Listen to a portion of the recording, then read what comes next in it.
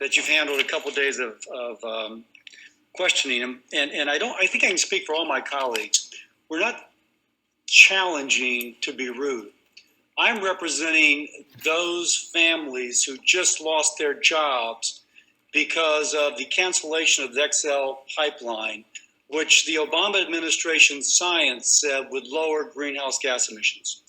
And I'm trying to represent those families whose jobs are threatened by what that action indicates the Biden administration is going to do.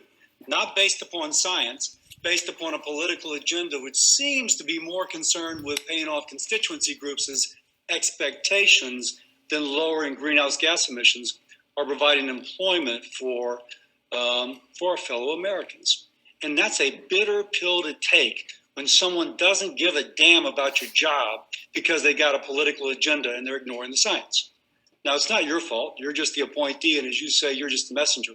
But nonetheless, I'm going to speak to some of that today and give more light to the consequences of a politically driven, non-scientific-based agenda which is costing Americans their jobs.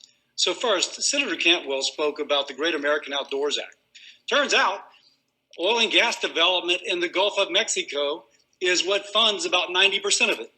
So when Senator Cantwell was asking you to commit to funding it, and at the same time there is a threat to that revenue stream, that's kind of a way you can't answer that correctly. Your agenda of the Biden administration threatens the funding of the Greater American Outdoors Act. It also, by the way, threatens the funding for the Gulf of Mexico, the GOMESA Act, which funds coastal restoration in my state.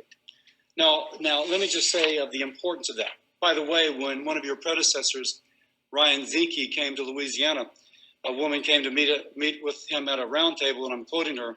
She described herself as one of the biggest liberals he would ever meet.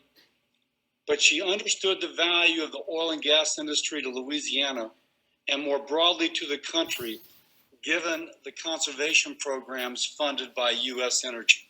Not a direct quote, but a good enough. So now